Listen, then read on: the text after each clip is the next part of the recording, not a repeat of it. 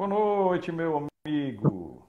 Ô, rapaz, prazer aí ter você aqui, rapaz. Prazer é todo nosso, meu irmão, todo nosso, viu? Sinto-me muito honrado de poder participar com você. A honra é toda minha. O pessoal tá entrando aí. Anderson, pastor Anderson. Conhece o pastor Anderson, né? Laviana. Claro, claro, claro. Um forte abraço a todos eles. Algumas pessoas da igreja estão entrando. Essa live fica gravada. Tá aqui, Tá? como depois a gente bota no YouTube. Muita gente escuta também. Outros estão nos cultos de oração, estão voltando, né? Mais um prazer ter aqui, rapaz. E você não fica velho, não, né? Tá tomando o quê?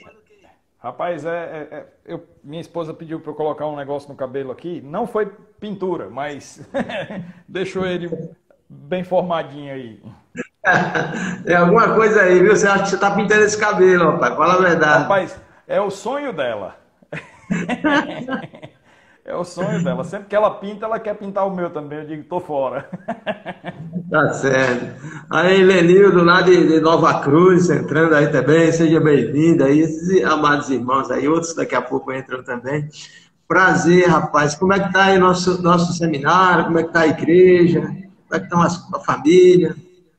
Deus tem sido gracioso para conosco, né? Esse tem sido um tempo diferente para todos nós, né? No começo do ano, ninguém nem sonhava que a gente ia passar por uma situação dessa. E assim, a gente começa a ver a luz no fim do túnel agora, então a gente tem mais que louvar a Deus. Na igreja, a gente, desde o início da pandemia, né, a gente encerrou os trabalhos presenciais e partimos para o canal do YouTube e também pelo Instagram. Então, todas as nossas programações, senhoras, jovens, homens, tudo absolutamente tem sido pela mídia virtual, né, pelas redes sociais. E aqui no seminário também, a gente, desde, eu acho que meados de março, que todas as aulas são remotas, né? De uma certa parte, eu agradeço a Deus também porque isso serviu para dar um treinamento de choque para a gente assim colocar o projeto do EAD para frente. Começamos o projeto do EAD para a faculdade. Nesse primeiro momento, o projeto está em curso livre gratuito. Próximo passo vai ser curso livre pago, para então chegar em parte do curso presencial por EAD, né, parte da graduação por EAD, para finalmente termos uma graduação inteira em EAD. Ótimo. Muito bom. Pessoal, quero agradecer aí os irmãos que estão entrando, né? Sei que é muito bom estar aqui escutando a palavra de Deus. Precisamos gastar tempo, né? Gastar não, investir tempo com as coisas de Deus, né? Essa pandemia serviu muito para mim, especialmente para isso, né? Dedicar mais. A gente vai falar um pouquinho sobre isso daqui a pouco, mas quero agradecer que tem Marquinhos, lá da Shekinah, que entrou aí, Clodoaldo, né, meu amigo lá de Santa Cruz, Pastor Manelzinho, não sei se você tem um grande Lembro. prazer de conhecer dele, está aqui conosco, fiz uma Forte live abraço. muito especial com ele semana passada sobre milagres, está gravado lá no YouTube, foi muito bom. Também fiz uma com o pastor Soares, né, sobre salmos, ele está aqui também presente, né, graças a Deus. Está a Forte Laura. abraço a todos. Deus abençoe esses amados irmãos, né, que estão aqui conosco, né, para conversarmos um pouquinho sobre a família na pandemia, esses novos tempos, né, como vamos aqui tentar socializar algumas experiências e também dizer a você que fique à vontade para fazer alguma colocação. Hoje a live é um pouco aberta, né, e você tem essa oportunidade também de dar a sua opinião. Se você colocar aqui, com certeza a gente vai ler, e se puder fazer alguma pergunta também, a gente, se souber responder, a gente vai procurar responder. Bem, pastor Ricardo, sabe que, como disse, né, reitero o grande prazer de revê-lo e de contar você como um amigo especial. e dizer que somos muito felizes pelo que Deus tem usado vocês aí na região do Cariri. Então, vamos aqui conversar um pouquinho, fazer esse bate-bola aqui sobre essa situação, né? Como você falou no início, uma situação inesperada, né? Pegou a gente de surpresa, né? Foi uma surpresa geral, porque a gente fez no início de dezembro, fez todo o planejamento da igreja, o planejamento de férias com família, planejamento de tantas coisas, e de repente você se vê numa situação atípica que você tem que mudar muitos paradigmas e muitas vivências no relacionamento seu pessoal, no relacionamento com sua esposa, no relacionamento com os filhos, com os irmãos, com a sociedade, enfim, isso, a pandemia e o coronavírus mudou muito, né, as relações interpessoais e sociais. Dentro disso, vamos falar um pouquinho, eu queria que você começasse, eu também vou falar um pouquinho, dentro disso, que é um tema que a gente que perpassa também não só essa questão desse período que vivemos na pandemia, mas que em todos os tempos a gente tem que lidar com os filhos trabalhosos dentro de casa. E agora com a pandemia, parece-me, eu não tenho nenhum dado científico aqui para mostrar, mas parece que essa relação ela ficou mais estreita porque o pai, a mãe, os irmãos, eles estão mais dentro de casa, gastando mais tempo. Agora está saindo um pouco mais, mas no início isso foi mais constante, mais forte, o isolamento foi mais forte. E dentro dessa experiência, como você tem visto, você tem visualizado alguns comportamentos diferenciados, e quais seriam os conselhos que você daria, mesmo agora, que ainda não há uma liberação total, ainda as pessoas estão, de certo modo, isoladas ainda. Né? Por exemplo, as aulas aqui no Rio Grande do Norte não voltaram ainda a nível de ensino fundamental e de universidade, né? Ensino superior. E aí, de repente, você tem filhos em casa que apresenta alguns comportamentos que não são aceitáveis pelos pais. Como você tem visto isso, trabalhado isso como pastor, como pai? Como você tem aconselhado as pessoas nesse sentido? Essa é uma realidade intrigante, né? Porque do dia para a noite se viu todo mundo tendo que estar enclausurado. E, de uma certa maneira, para os pais, parecia-se ser aquele tipo de férias que gostariam. Pegar e ficar na frente de uma TV, maratonando filme, séries, lendo aquele livro que gostaria de ler e não tinha tempo. Enfim, fazendo certas atividades que lhe dessem aquele senso de liberdade e prazer. Porém, não contavam com a astúcia dos filhos, né? Não contavam com os filhos, e as crianças, elas demandam muito da energia, muito da atenção. Eu ouvi e vi relatos de pais reclamando dos professores, né? De uma certa forma como uma maneira de desabafo, né? De que não estavam suportando, que esse negócio de isolamento tinha que acabar logo, porque eles não estão dando conta dos filhos, né? Então isso é um retrato de uma, digamos, de uma patologia familiar, né? de uma questão na família que vem rolando por todo o tempo, mas que na pandemia tornou isso muito claro.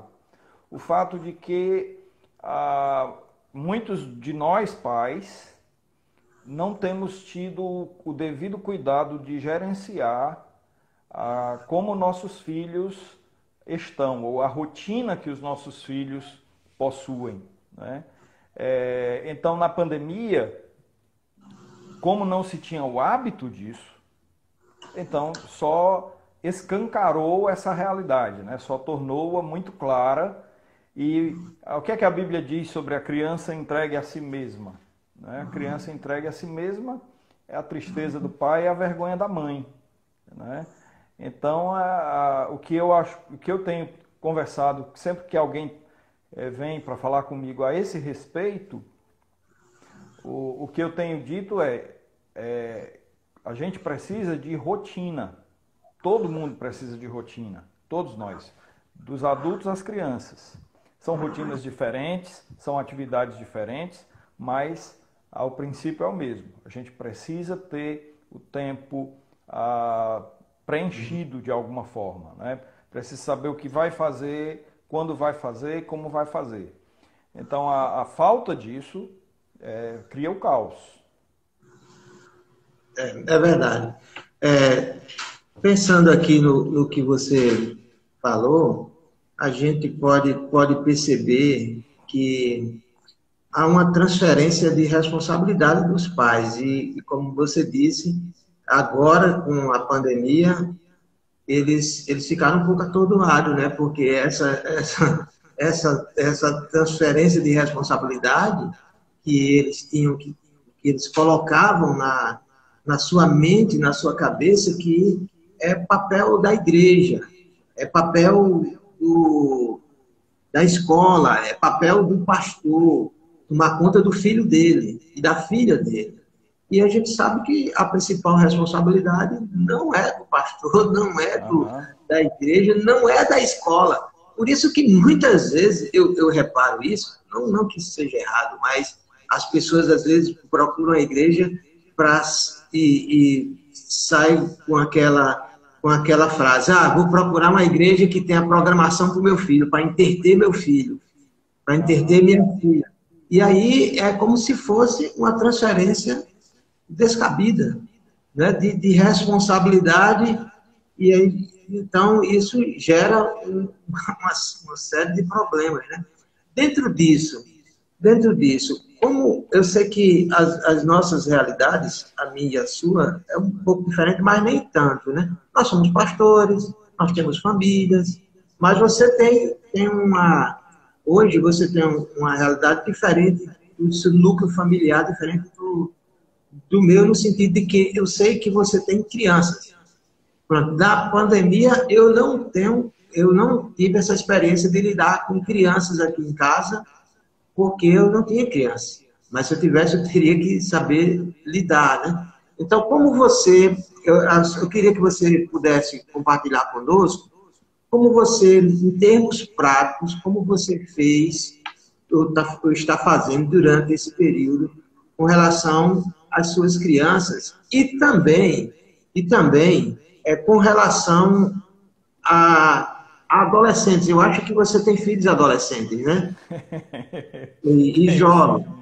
Aí, então, aí eu vou entrar também, vou dizer um pouco. Eu tenho a minha filha já tem mais de 24 anos, está terminando agora o curso, uma já casou, então a realidade é um pouco diferente da sua, mas, assim, essa que ficou em casa, que está em casa ainda, a gente teve mais presença física aqui junto com ela. Isso não quer dizer que a qualidade melhorou ou piorou, né? Isso depende muito da relação dos pais com os filhos, independente de pandemia. Mas a pandemia fez com que se juntasse mais, por causa da situação. Então, como você tem lidado aí com as suas crianças, especialmente com os adolescentes?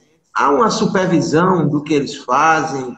Ou você conversa com eles todo dia? Ou como é que você faz isso, a sua esposa? Como é que dividir essas responsabilidades? Minha família é bem eclética, né? Ela tem filhos nas diversas faixas. O meu mais velho tem 22 anos, está no último ano do curso de engenharia. A minha do meio tem 17, está no último ano do ensino médio. E o meu mais novo tem 6, né? Vai fazer 6, né? Aí, então, é bem espaçado e dá para a gente ter uma ideia mais ou menos, pelo menos, de como é ter um filho adulto, um filho adolescente, uma criança dentro de casa, né? São realidades bem distintas, né? Eu confesso que dentre os três, quem tira mais do meu tempo no sentido de investir com ele é o mais novo.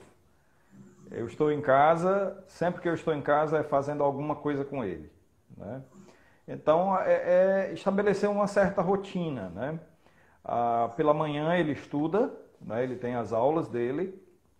Então, à tarde, eu fico com ele fazendo alguma coisa, inventando alguma coisa, brincando com ele, sentando no chão, correndo atrás da bicicleta dele, enfim, fazendo alguma coisa, né? E depois, à noite, eu tenho algum compromisso, alguma coisa, ele fica em casa, geralmente com a irmã, e ela cuidando dele ou com a mãe, né? E quando eu volto, então, eu termino o dia com ele novamente, eu faço devocional com ele, particular dele, lá já no quarto dele, para colocá-lo para dormir. E pronto, essa é a minha rotina com ele.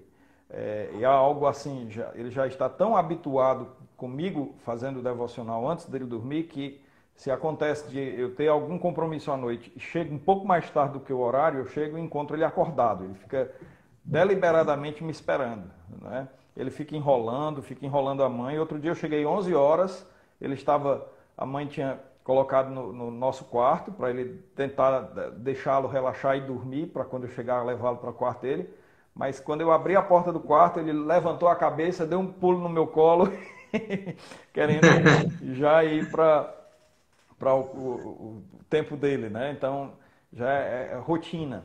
Então, eu acho que é muito disso, né? Estabelecer, pastor, eu creio que é estabelecer uma rotina com as crianças, né?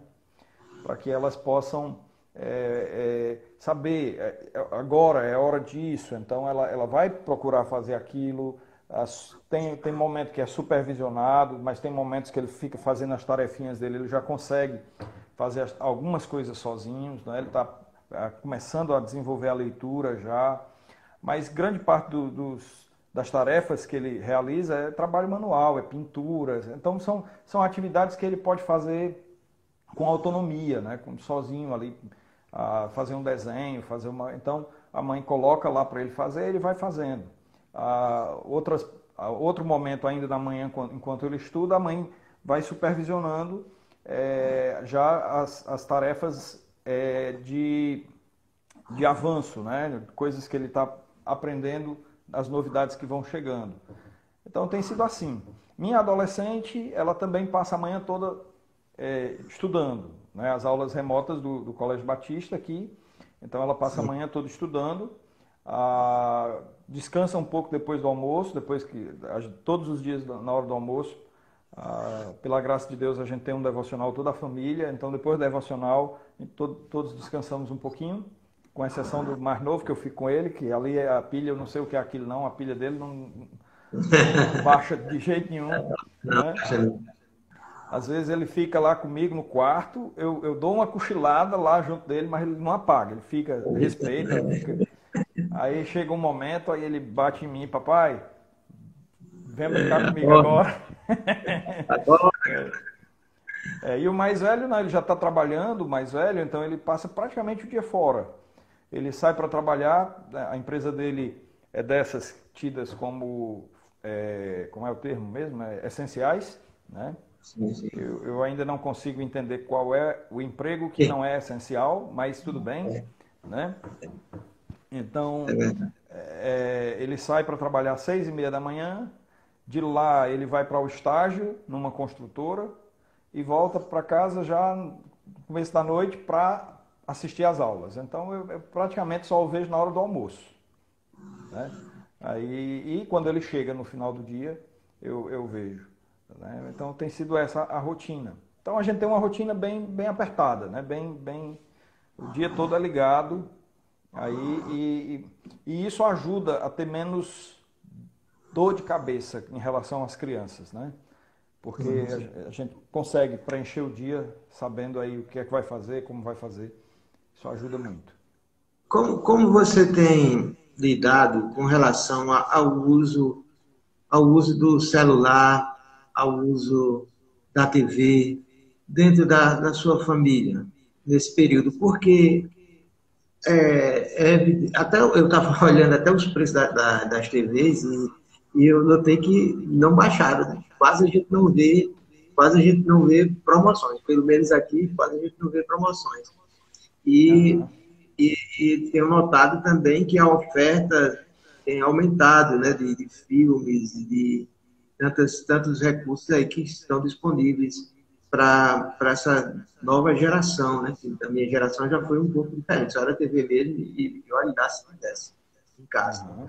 Então, o que eu noto também, pastor, é que há um uso muito exagerado por parte das crianças, por parte dos adolescentes e de jovens. Eu conheço gente que passa mais de 7 horas diante da televisão e diante do WhatsApp, Facebook, né, e vendo as séries e tudo mais. Então, como você tem aconselhado as pessoas a lidar com isso? Depois tem uma pergunta aqui que eu queria que nós podíamos falar um pouquinho aqui.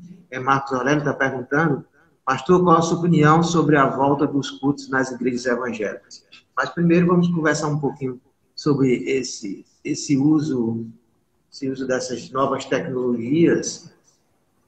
Uhum. Pois bem, em casa, eu sei que o Juan, o meu mais novo, o Juan, ele gosta muito. Se deixar, ele pega o meu celular ou da mãe e tem joguinhos ele mesmo baixa, né? A gente obviamente olha, observa, mas é incrível. Ele não sabe escrever, não sabe ler direito ainda, mas o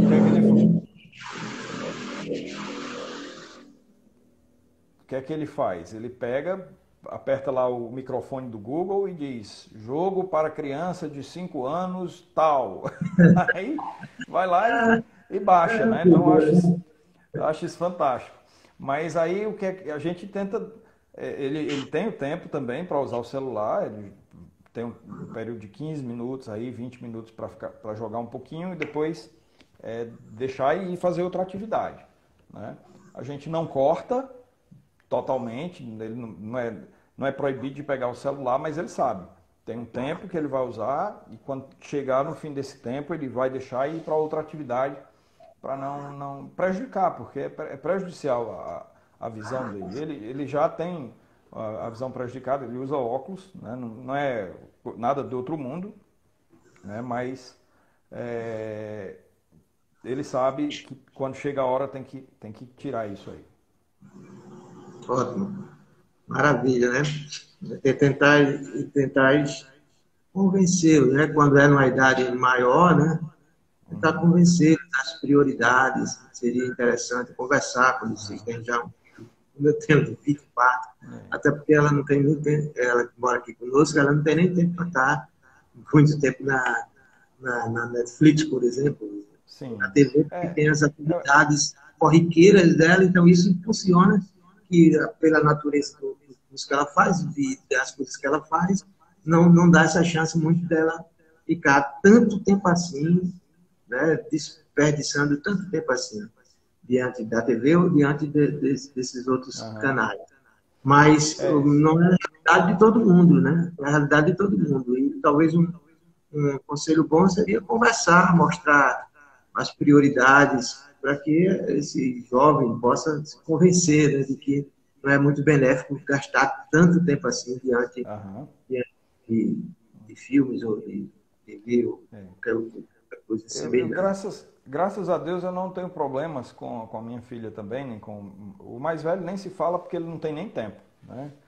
O tempo dele é todo consumido entre trabalho e faculdade. Mas uma coisa que eu gosto é a minha filosofia, né? Se você tem responsabilidade, você tem privilégio, né? Os privilégios eles estão atrelados à responsabilidade. Então, se ela cumpre as tarefas que ela precisa fazer, se ela assiste às aulas, se ela faz as tarefas, faz os trabalhos que ela precisa fazer, Então não me incomoda vê-la um tempo assistindo alguma coisa. E geralmente ela assiste fazendo alguma coisa. Por exemplo, ela ajuda a mãe, ela que lava a louça do almoço. Então, enquanto ela lava, ela coloca um filme, fica assistindo um filme, coloca ou no celular ou no computador perto da pia e fica assistindo. E mesmo em outros momentos, né, isso não me incomoda quando eu sei que ela está cumpridora das suas obrigações, né? Não é o caso que ela pega e passa o dia diante de uma tela de computador assistindo filmes, assistindo séries. Aí sim, aí teríamos problema. Mas por enquanto, graças a Deus, isso não ocorre, né? Verdade. E uma coisa interessante dentro dessa rotina é que a gente precisa reconhecer que e isso em relação a toda a família, mas também em relação ao casal, né?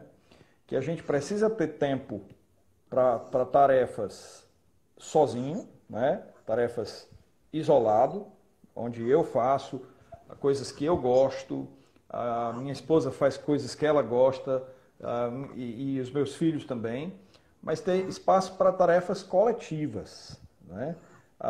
Seja com os filhos, seja com o cônjuge, e ter espaço, isso com o cônjuge, evidentemente, para intimidade, né? E quando me refiro à intimidade, não é só a questão do relacionamento sexual, mas de questões de falar de valores, de falar de sonhos, de falar de ter um momento especial, né? De colocar para fora coisas que você não conversa com qualquer pessoa, só conversa com aquela pessoa que realmente é importante para você.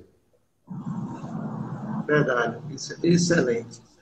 Excelente. E qual a sua opinião sobre como tem sido feito o retorno das igrejas aí na região do Cariri? Aqui alguns já estão voltando, já tem os decretos municipais, alguns já estão voltando parcialmente, né, com atentando para as recomendações sanitárias, mas qual a sua opinião sobre isso? Também em relação à igreja, é um momento insólito, né? É um momento que nunca pensei na minha vida de passar. Mas o que nós temos feito, nós temos seguido as orientações das autoridades, nós não deixamos de realizar os trabalhos por causa disso, no sentido de que estamos utilizando os meios que Deus nos deu. De uma certa forma, isso tem até ampliado o nosso ministério, porque multiplica-se as pessoas com as quais a gente pode ter acesso e influência, Sim, né? sim.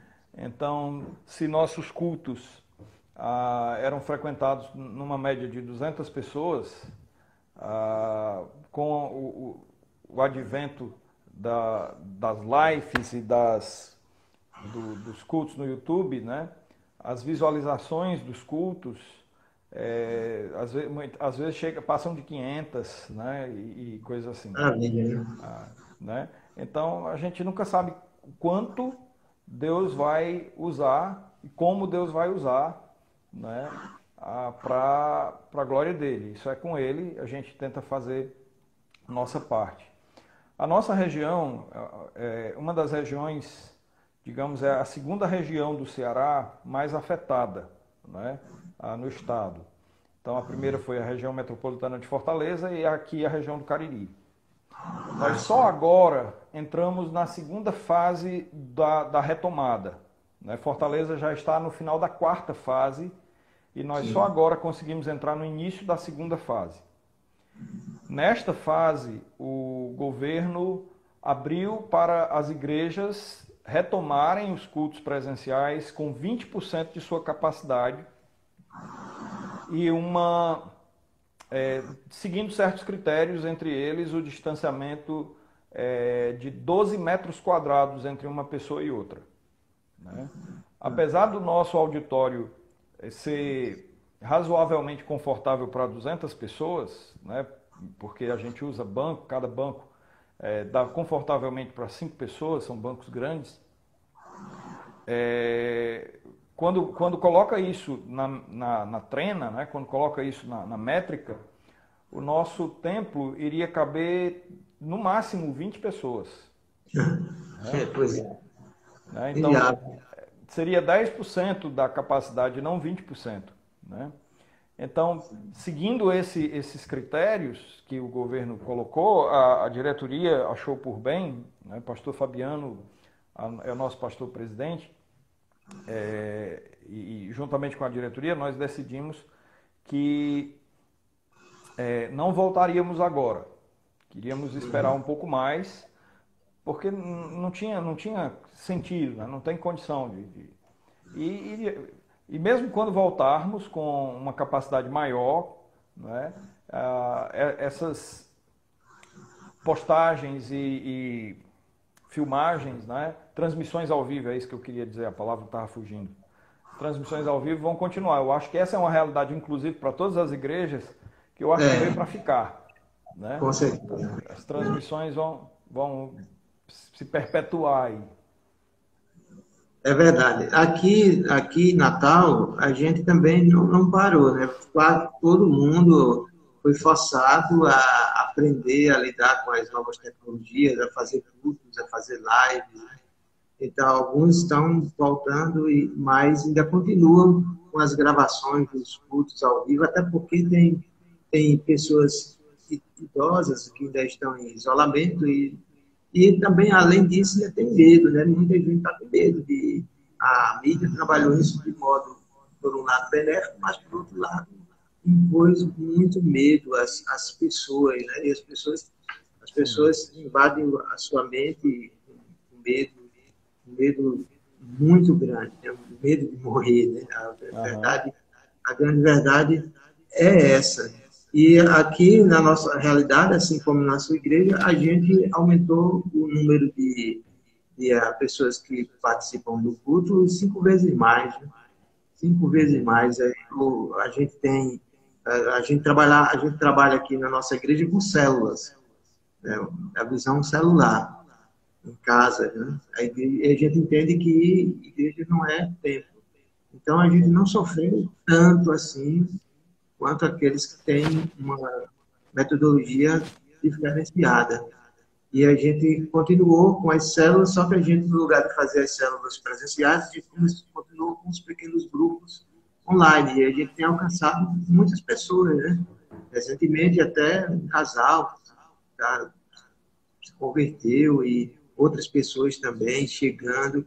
Pessoas que sempre convidava para a igreja, que nunca foram, meus colegas lá da universidade, professores e colegas, enfim, tem sido um alcance. Deus tem usado isso de modo tremendo, porque a igreja não para, né?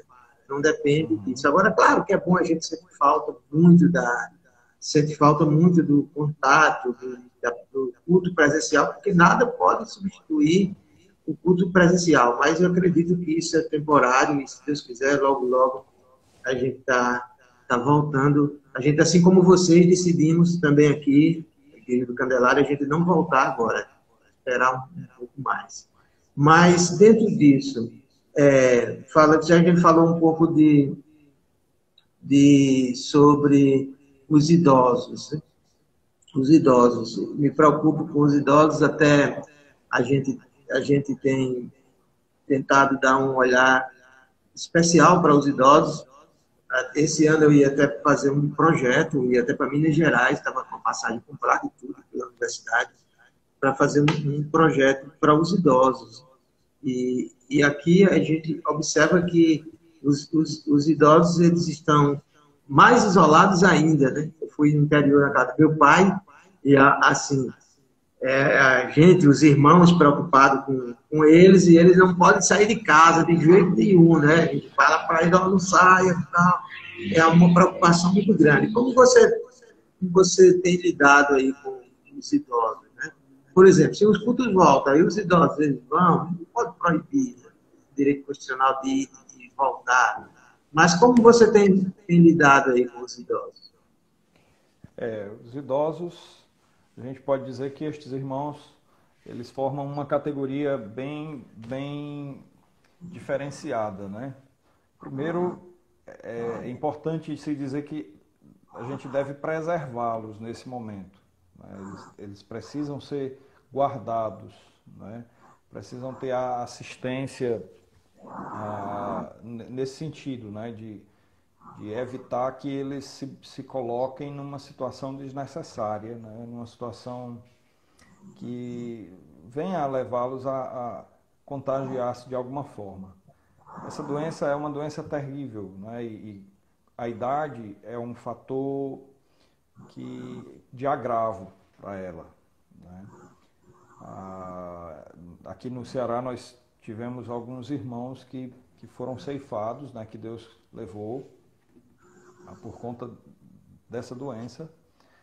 E assim, o que tiver a nosso alcance, a gente sabe que se alguém tem que partir, vai partir. Se alguém tem que morrer, vai morrer.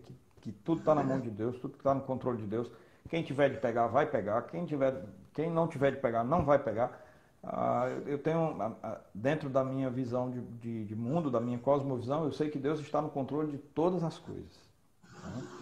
Agora, não é por conta dessa visão que eu vou tentar ao Senhor e expor a minha família, a mim ou a qualquer irmão em situações de risco, porque eu creio que Deus vai fazer pegar tudo que vai pegar e fazer não pegar todos que não vão pegar. Não sei se eu estou deixando claro o que eu quero dizer. Sim, está sim.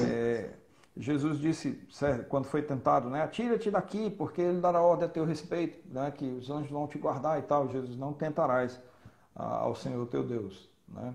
Então eu acho que é por aí. A gente deve fazer nossa parte, confiando no Senhor, confiando em Deus e guardando. Isso de um lado. De outro lado, eu creio que os idosos, se tem uma característica que a gente pode dizer que é visível nos idosos, é o senso de inadequação, né? Eles se veem a si mesmos como não tendo nada a oferecer, né? E de uma certa forma, a nossa cultura fomenta isso, né? A nossa cultura faz com que eles se sintam assim, né? O mundo é dos jovens, né?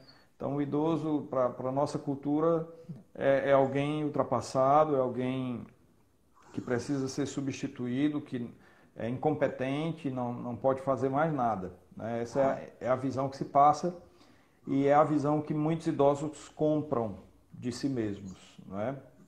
Acham que não tem valor. É o senso de que não há mais valor porque eles não têm nenhuma produção mais, né? Não produzem mais nada, né? Então, o que eu acho que a gente precisa fazer com relação aos idosos é isso, é dar um senso de valor, dar alguma coisa de modo que eles sintam-se úteis, né? Que eles possam perceber que eles podem não estar na frente do campo de batalha, mas eles precisam ter uma utilidade na retaguarda, né? Eles precisam saber que são ainda importantes, que ainda a igreja ainda precisa deles, que eles são úteis no reino de Deus, né? Que eles têm ministérios importantes a fazer, né? E ministérios bíblicos, né? Posso citar alguns.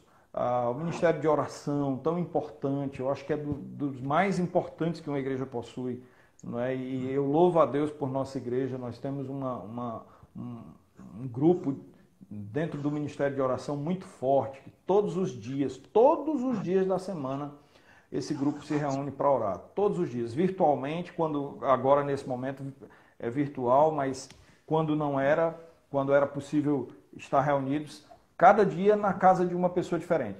Obviamente, no culto de oração, todos iam para o culto de oração. Mas na segunda era na casa de uma pessoa, na terça de outra, na quinta de outra, na sexta de outra. E todos os dias. E isso envolvendo idosos, né? Pessoas idosas que eram marcados para a casa destes idosos. E era a festa da semana para eles, né? Receber irmãos para orar, para estarem juntos, orando, né? Então, é um ministério importantíssimo, né? Outro ministério importante dos idosos né? A Bíblia diz para as senhoras idosas ensinarem as mais jovens, né? Então, é o testemunho destas irmãs para as mais jovens, a serem boas donas de casa, a amarem seus maridos. Então, são coisas que a gente precisa sempre deixar isso claro, né? E criar meios para que os idosos possam cumprir esse papel tão importante, né? O conhecimento, a maturidade, né? A segurança que isso passa para os irmãos mais jovens, né? De saber, olha, nós passamos por isso. Então, o melhor é assim. Então, é aprender com isso, né? É verdade. Eu acho que a gente, como pastor, como igreja, né, deve ter um olhar diferenciado nesse sentido, né? E não entrar na armadilha cultural desse super isolamento dos idosos, né? Fomentar uma cultura de valorização, uma cultura de participação ativa. Então, acho que a gente poderia começar, dentro das nossas igrejas, a sua, graças a Deus, já faz isso, a nossa também, sempre nas programações, a gente faz questão de incluir também as pessoas idosas. Claro, evidentemente que agora, devido a isso, a gente parou com as programações presenciais, mas assim que voltar, a gente precisa trazer os idosos para a participação, e não meramente como aquele que senta lá no banco, na cadeira e vai embora e só contribui com seus dízimos e ofertas e pronto, e está muito bom. Acho que não é bem por aí. Com relação Antes, por favor, pastor, eu queria só citar uma outra coisa de algo que me chamou muita atenção na primeira igreja de Curitiba, na primeira igreja batista regular de Curitiba, com o pastor Bondesan. Eles têm um projeto lá que eu achei fantástico com os idosos, né? É o AMI, Sim. Amigos da Melhor Idade. Ótimo.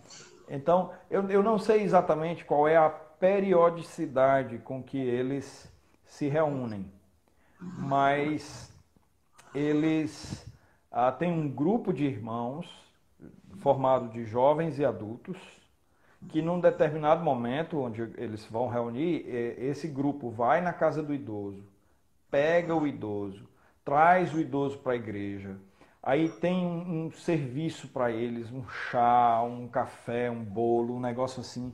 E é um momento onde os idosos, eles estão juntos ali na igreja, conversando, sabe, uma coisa assim bem... que se há uma coisa que idosos gostam de fazer é conversar, né? E é o que eles menos fazem porque geralmente ninguém tem paciência para sentar com o idoso e conversar, né? Então, eles se deleitam com isso. Eu achei muito, muito interessante esse ministério. Eu já pensei várias vezes assim, talvez implementá-lo por aqui. Infelizmente é que a gente não pode abraçar tudo, porque senão acaba não fazendo nada, né? Alguém tem que comprar a ideia e fazer. Não dá para a gente ver e colocar para frente todas as ideias, porque se a gente se espalhar demais, a gente se esgota, né? É verdade. É o foco. É verdade. Poder fazer isso, né? Inserir os idosos ativamente. É uma tarefa e um desafio para a igreja e para a sociedade, né? Sim. Então, eu queria também que a gente pudesse conversar um pouquinho agora sobre como lidar com os irmãos e também os pais, entre aspas, chatos. Porque eu vou dizer uma coisa a você, tem pai que é chato, meu filho, viu? Tem irmão que é chato. Pode repetir a pergunta, cortou aqui para mim. Como lidar com os irmãos chatos, ditos chatos, e de pais chatos? Porque, como eu estava falando, tem pai que é chato, meu amigo. Então, como você lida com isso? Dentro de casa. E agora, né? O cara tá lá, o menino não pode fazer nada, entendeu? O irmão brigando com o outro, tem uns que têm um comportamento mais metódico, outros é mais extravagante e tal. Então, como lidar com isso? Porque às vezes o conceito de chato é diferente do conceito de um para outro, né? Mas pessoa chata, meu amigo. Tem pessoa chata. Como lidar com isso?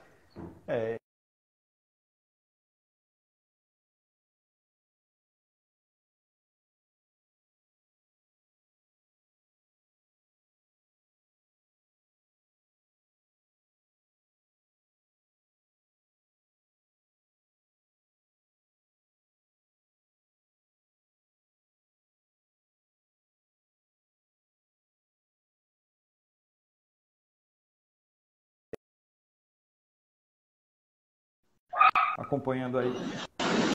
Cortou totalmente aí, não sei se me ouviu. Agora voltou, pode começar novamente aí, falar sobre... Você estava falando que às vezes o comportamento de um é diferente do outro, o limite de um é... O limite, a tolerância não é igual para todos nós, né? A tolerância, por exemplo, lá em casa, né? Três filhos com tolerâncias extremamente diferentes um do outro, né? O mais velho, altamente tolerante para muita coisa, a mais nova, pavio curto, né? A do meio, pavio curto, não tolera absolutamente nada, né? Então, a primeira coisa é o princípio do respeito, né? Respeitar a individualidade de cada um, respeitar o perfil de cada um, saber lidar com estes limites, né? Com a gentileza, com cordialidade, né? Simplesmente tentar colocar os princípios da palavra de Deus em prática, né? Tratar o próximo como gostaria de ser tratado, né? Então, são coisas que até nos dá oportunidades ímpar, porque, de outro modo, teríamos esse tipo de situação se a pandemia não estivesse nos expondo a elas, né? Então, isso ajuda a gente a colocar para fora o nosso cristianismo. O nosso cristianismo, às vezes, ele fica muito camuflado naqueles atos rituais, né? Naqueles atos ritualizados do igrejês, né? De estar na igreja ali, aquele comportamento meio mascarado. Em casa não, em casa tudo sem máscara, né? É tudo às claras. Então é o momento de ver nosso cristianismo funcionando, né? E eu sei que em relação os filhos, né, da forma como lidam com pais chatos, né, aqui cabe uma palavra de mais uma vez lembrar o Evangelho, né? A palavra de Deus diz: honra teu pai e tua mãe. A palavra de Deus não diz: honra teu pai quando ele for gente boa, honra tua mãe quando ela for legal, né? Não, a palavra diz: honra teu pai e tua mãe, mandamento com promessa, né? Para que te vá bem, né? Que te alongue os anos que o Senhor teu Deus te dá, né? Quando se tem filhos crentes, isso é mais fácil de aplicar isso, de ver esses valores sendo trabalhados, né? Quando os pais não têm filhos crentes e os filhos não dão uma resposta adequada, né? Eu acho que a primeira coisa é orar por eles, né? Falar do amor de Deus por eles e tentar, de alguma forma, chegar a seus corações. Não...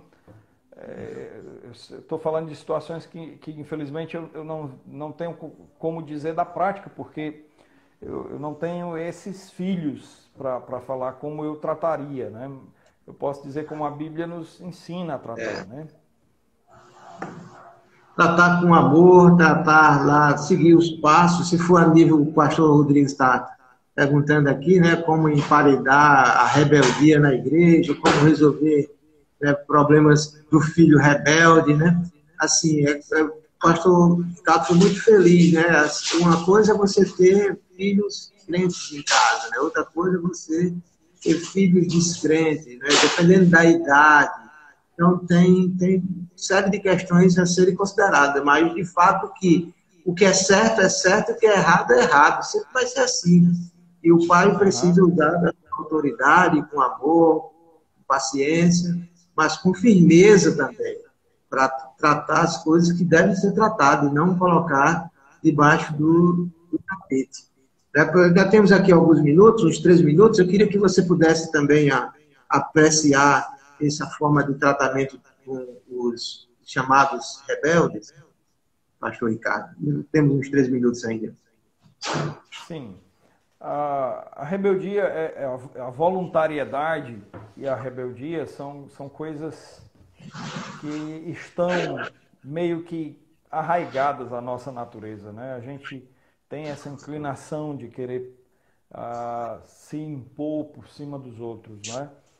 Isso acontece em casa, isso acontece na igreja, né? Isso acontece em casa de uma forma muito mais evidente, porque é onde nós gastamos mais tempo, né? Os nossos filhos passam mais tempo em casa do que na igreja.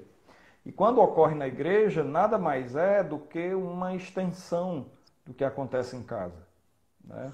Filhos rebeldes em casa dificilmente não serão rebeldes na igreja, né? Então, de um lado, tem esse aspecto que o senhor pontuou, né? A firmeza dos pais, né? Eu acho que o que falta muitas vezes, e aí não isentando a rebeldia inata da nossa natureza pecaminosa, mas pontuando um aspecto que eu acho que tem influência, é a nossa falta de apresentar limites para os filhos.